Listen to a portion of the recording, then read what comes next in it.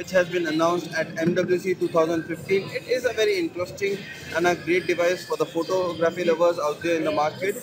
And we are going to share a quick hands-on overview of the device. We'll tell you about the design, the build quality, and then we'll talk about the camera, which is the main feature of this device. We'll show you some sample shot as well and the camera interface. So let's get started talking first about the design and the interface.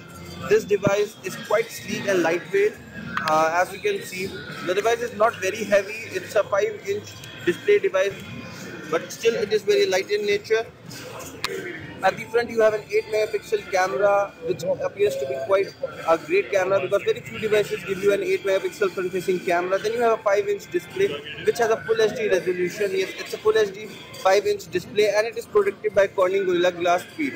And if I try to show you the viewing angles, you can see the viewing angles are quite decent. Obviously, currently we are indoors, so there is a lot of lights around, so you might feel that the display is a bit reflective. And if we talk about the brightness level, so let me just show you the brightness levels. So currently the brightness level is full, and if I try to reduce the brightness level, you can see it's a decently bright display, but at full brightness it appears to be quite decent in terms of brightness. Below the display you have usual Android touch buttons. One is the menu, the property keys, home button and the button for back.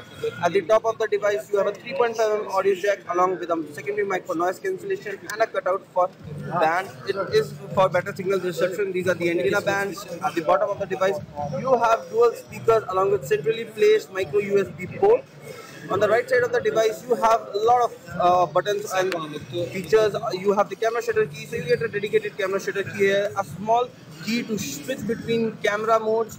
You can switch between smart and pro camera modes using this button, then a power of the lock key and a volume rocker, and which can also be used to zoom in and zoom out in the camera.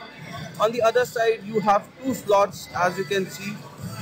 One is for the SIM card slot, another one is the micro SD slot. It supports micro SD card of up to 128GB, which is again pretty good. Moving to the back has a kind of a glass back, as you can see, and above that it gives you a kind of a finish, a metallic finish at the top where it says Lenovo, and you have the camera module. It comes with a triple flash, as you can see. It's a 16-megapixel camera, comes with laser autofocus, as you can see, and it has optical image stabilization. So overall, in terms of design and the build quality, it is a very well-built device. The build quality appears to be quite great. The edges have metallic finish and it appears to be quite sturdy device. Moving on to the hardware and the software part, the device is powered by a Snapdragon 615 processor along with Adreno 405 GPU unit and 3GB of RAM. So that's a pretty good configuration for in terms of performance. So you won't face any kind of lag in day-to-day applications on normal usage. And if we talk about the software present on the device, it runs a Android 5, that is Android Lollipop upgrade 5.0.2, and along with that company has completely modified the OS, so you get a customized OS experience on this device.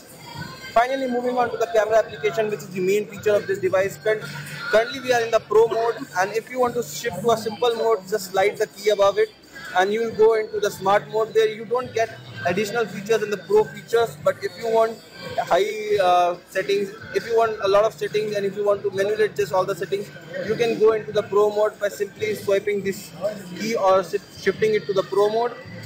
You can manually adjust the ISO, white balance and much more. So let me capture a few images using the back camera and show you the camera quality.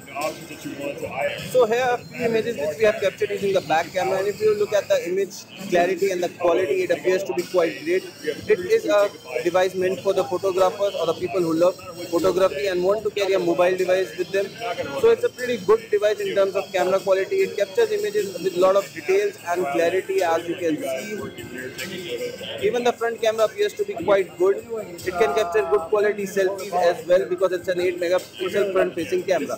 So overall vibe shot appears to be a decent device in terms of performance, but a great device in terms of camera, which is the main feature of this device. And if we talk about the battery life, it comes with a 2900 mAh non-removable battery. It's a lithium polymer battery which can give this device a battery life of around 1 day, but if you take a lot of shots, it might die out soon. So that was all about a quick hands-on overview of the Lenovo Vibe Shot. Do subscribe to our YouTube channel for more such videos, and thanks for watching.